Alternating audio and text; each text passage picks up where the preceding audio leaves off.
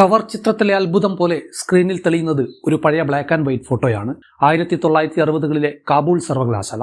അവിടെ ആത്മവിശ്വാസത്തോടെ നടന്നു പോകുന്ന ഒരു കൂട്ടം സ്ത്രീകൾ.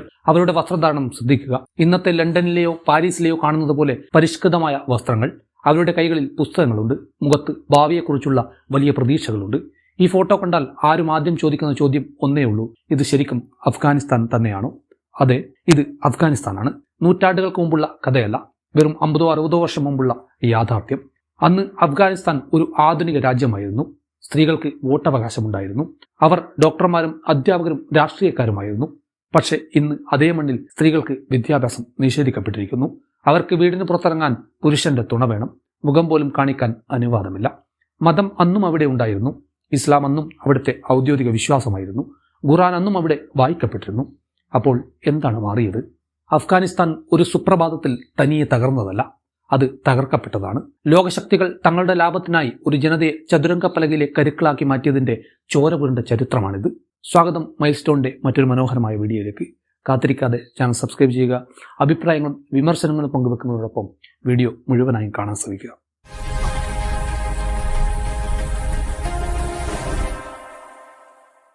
ആയിരത്തി 1970കളുടെ അവസാനം ലോകം രണ്ട് ധ്രുവങ്ങളിലായിരുന്നു. ഒരു വശത്ത് മുതലാളിത്തത്തിന്റെ വക്താക്കളായ അമേരിക്ക, മറുവശത്ത് കമ്മ്യൂണിസ്റ്റ് ശക്തികളായ സോവിയറ്റ് യൂണിയൻ. ഇവർ തമ്മിലുള്ള പോരാട്ടം നേരിട്ടായിരുന്നില്ല, അത് മൂന്നാം ലോക രാജ്യങ്ങളിലൂടെയുള്ള പരോക്ഷ യുദ്ധമായിരുന്നു, പ്രോക്സി വാർ. 1978 അഫ്ഗാനിസ്ഥാനിൽ സൗർ വിപ്ലവം നടക്കുന്നു. സോവിയറ്റ് യൂണിയന്റെ പിന്തുണയുള്ള ഒരു സോഷ്യലിസ്റ്റ് സർക്കാർ അവിടെ അധികാരത്തിൽ വരുന്നു. അവർ കൊണ്ടുവന്ന മാറ്റങ്ങൾ വിപ്ലവകരമായിരുന്നു. സ്ത്രീകൾക്ക് വിദ്യാഭ്യാസം നിർബന്ധമാക്കി, ഭൂപരിഷ്കരണം നടപ്പിലാക്കി, മതപരമായ അന്ധവിശ്വാസങ്ങൾക്കെതിരെ നിയമങ്ങൾ കൊണ്ടുവന്നു. എന്നാൽ ഈ മാറ്റങ്ങൾ അഫ്ഗാനിസ്ഥാനിലെ ഉൾനാടൻ ഗ്രാമങ്ങളിലെ ഗോത്രത്തലവന്മാരെയും മതയാഥാസ്ഥിതികരെയും ചൊടിപ്പിച്ചു. അമേരിക്ക ഇത് കൃത്യമായി നിരീക്ഷിക്കുന്നുണ്ടായിരുന്നു. തങ്ങളുടെ ബദ്ധശത്രുക്കളായ സോവിയറ്റ് യൂണിയന്റെ സ്വാധീനം ഏഷ്യയിൽ വർദ്ധിക്കുന്നത് തടയുക എന്നതായിരുന്നു അവരുടെ ഏക ലക്ഷ്യം.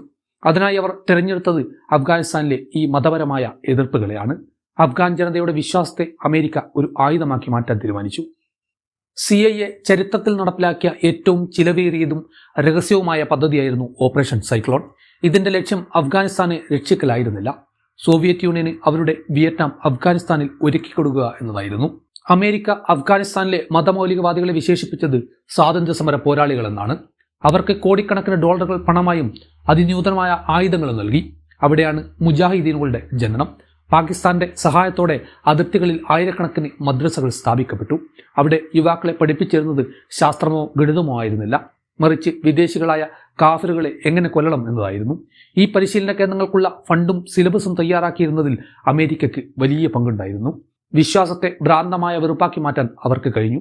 ഈ കാലഘട്ടത്തിലാണ് ഉസാമ ബിൻ ലാദൻ എന്ന പേര് ആദ്യമായി കേട്ടു തുടങ്ങുന്നത്. ഇന്ന് ലോകം അദ്ദേഹത്തെ ഒരു കൊടുംഭീകരനായി കാണുന്നു. പക്ഷേ 1980കളിൽ അദ്ദേഹം അമേരിക്കയുടെ കണ്ണിലുണ്ണിയായിരുന്നു. സൗദി അറേബ്യയിലെ സമ്പന്നമായ ഒരു കൺസ്ട്രക്ഷൻ കുടുംബത്തിൽ നിന്നുള്ള ബിൻ ലാദൻ തന്റെ കുടുംബത്തിലെ എഞ്ചിനീയറിംഗ് വൈദഗ്ധ്യം ഉപയോഗിച്ച് അഫ്ഗാനിസ്ഥാനിൽ വലിയ തുരങ്കങ്ങളും ബങ്കറുകളും നിർമ്മിച്ചു. അമേരിക്ക നൽകുന്ന സ്റ്റിംഗർ മിസൈലുകളും മറ്റും മുജാഹിദീനുകൾക്ക് രഹസ്യമായി എത്തിക്കാനുള്ള വഴിയായിരുന്നു ഈ തുരങ്കങ്ങൾ. ബിൻ ലാദൻ അന്ന് ഒരു ഭീകരനായിരുന്നില്ല, മറിച്ച് കമ്മ്യൂണിസത്തിനെതിരെ പോരാടുന്ന ഒരു വലിയ നായകനായിരുന്നു പാശ്ചാത്യ മാധ്യമങ്ങൾക്ക്. അമേരിക്കയും ബിൻ ലാദനും ഒരേ ലക്ഷ്യത്തിനു വേണ്ടി കൈകോർത്ത ഒരു കാലം. 10 വർഷത്തെ കഠിനമായ യുദ്ധത്തിനൊടുവിൽ സോവിയറ്റ് യൂണിയൻ തകർന്നു. 1989 അവർ അഫ്ഗാനിസ്ഥാനിൽ നിന്നും പിന്മാറി. അമേരിക്കയുടെ ലക്ഷ്യം പൂർത്തിയായി. സോവിയറ്റ് യൂണിയൻ തകർന്നു വീണു. പക്ഷേ എവിടെയാണ് ചരിത്രത്തിലെ ഏറ്റവും വലിയ വഞ്ചന നടക്കുന്നത്? ദൗത്യം കഴിഞ്ഞതും അമേരിക്ക അഫ്ഗാനിസ്ഥാനെ പാതി വഴിയിൽ ഉപേക്ഷിച്ച് മടങ്ങി. അവർ അവിടെ അവശേഷിപ്പിച്ചത് ആയുധങ്ങളാൽ സായുധരായ, യുദ്ധം മാത്രം അറിയുന്ന, എന്നാൽ രാജ്യം ഭരിക്കാൻ അറിയാത്ത ഒരു കൂട്ടം തീവ്രവാദികളെയാണ്. പണം നൽകി വളർത്തിയ മുജാഹിദീൻ ഗ്രൂപ്പുകൾ അധികാരത്തിനു വേണ്ടി തമ്മിലടിച്ചു തുടങ്ങി. രാജ്യം അങ്ങനെ ഒരു ചോരക്കളമായി മാറി. ഈ അരാജകത്വത്തിൽ നിന്നാണ് താലിബാൻ ഉദിച്ചു വരുന്നത്. പാകിസ്ഥാനിലെ മദ്രസകളിൽ വളർന്ന കടുത്ത മതമൗലികവാദം തലയ്ക്ക് പിടിച്ച വിദ്യാർത്ഥികളായിരുന്നു അവർ. സമാധാനം കൊണ്ടുവരാൻ എന്ന പേരിൽ വന്ന അവർ അഫ്ഗാനിസ്ഥാനെ മധ്യകാലഘട്ടത്തിലേക്ക് പിന്നോട്ട് നടത്തി. 1960കളിൽ കണ്ട ആ പഴയ ഫോട്ടോയിലെ എല്ലാ പുരോഗതിയും അവർ തല്ലിക്കെടുത്തി. അമേരിക്ക വളർത്തിയെടുത്ത ആയുധങ്ങളും പരിശീലനവും പതുക്കെ അവർക്ക് നേരെ തന്നെ തിരിഞ്ഞു. ബിൻ ലാദനും അൽഖ്വയ്ദയും തങ്ങളുടെ ശത്രു അമേരിക്കയാണെന്ന് പ്രഖ്യാപിച്ചു. അതിന്റെ പരിസമാപ്തിയായിരുന്നു 2001 സെപ്റ്റംബർ 11 ആക്രമണം. തങ്ങൾ നട്ട വിഷവൃക്ഷം സ്വന്തം വീട്ടുമുറ്റത്ത് തന്നെ ഫലം നൽകി തുടങ്ങിയപ്പോൾ മാത്രമാണ് അമേരിക്ക ഞെട്ടിയത്. തുടർന്ന് 20 വർഷം നീണ്ട യുദ്ധം, വീണ്ടും ലക്ഷക്കണക്കിന് മരണങ്ങൾ, കോടിക്കണക്കിന് ഡോളറുകളുടെ നഷ്ടം. ഒടുവിൽ 2021 അമേരിക്ക വീണ്ടും പിന്മാറി. അഫ്ഗാനിസ്ഥാൻ എവിടെയായിരുന്നു തുടങ്ങിയത് അവിടെ തന്നെ തിരിച്ചെത്തി. താലിബാൻ വീണ്ടും അധികാരത്തിലെത്തി. അഫ്ഗാനിസ്ഥാന്റെ കഥ മതത്തിന്റെ കഥയല്ല, അത് രാഷ്ട്രത്തിന്റെ കഥയാണ്. വിശ്വാസം എങ്ങനെ അധികാരത്തിന് വേണ്ടി ദുരുപയോഗം ചെയ്യപ്പെടുന്നു എന്നതിന്റെ ഉദാഹരണമാണിത്. പുരോഗതിയിലേക്ക് നടന്നുകൊണ്ടിരുന്ന ഒരു ജനതയെ തങ്ങളുടെ സ്വാർത്ഥ താല്പര്യങ്ങൾക്കായി ലോകശക്തികൾ എങ്ങനെ നശിപ്പിച്ചു എന്നതിന്റെ തെളിവാണിത്. ഇന്ന് അഫ്ഗാനിസ്ഥാനിലെ പെൺകുട്ടികൾ അടച്ചിട്ട മുറികളിലിരുന്ന് ആ പഴയ ബ്ലാക്ക് ആൻഡ് വൈറ്റ് ഫോട്ടോ നോക്കിയിരിക്കുന്നുണ്ടാവും. അവരുടെ അമ്മൂമ്മമാർ അനുഭവിച്ച ആ സ്വാതന്ത്ര്യവും അവർക്ക് ഇന്ന് ഒരു സ്വപ്നം മാത്രമാണ്. മതം ആരെയും തടഞ്ഞിരുന്നില്ല. പക്ഷെ രാഷ്ട്രീയ ലാഭത്തിനു വേണ്ടി നിർമ്മിച്ചെടുത്ത തീവ്രവാദം ഒരു രാജ്യത്തെ തന്നെ ശ്വാസം മുട്ടിച്ചു കളഞ്ഞു. അഫ്ഗാനിസ്ഥാൻ ഒരു മുന്നറിയിപ്പാണ്.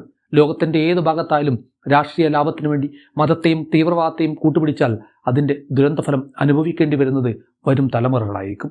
ആ പഴയ ഫോട്ടോയിലെ സ്ത്രീകൾ നടന്നുപോയത് വെളിച്ചത്തിലേക്കായിരുന്നു. പക്ഷെ ഇന്ന് അഫ്ഗാനിസ്ഥാൻ നടക്കുന്നത് വലിയൊരു ഇരുട്ടിലേക്കാണ്. ആ ഇരുട്ട് നീക്കാൻ ഇനി എത്ര നൂറ്റാണ്ടുകൾ വേണ്ടിവരുമെന്ന് ആർക്കും അറിയില്ല.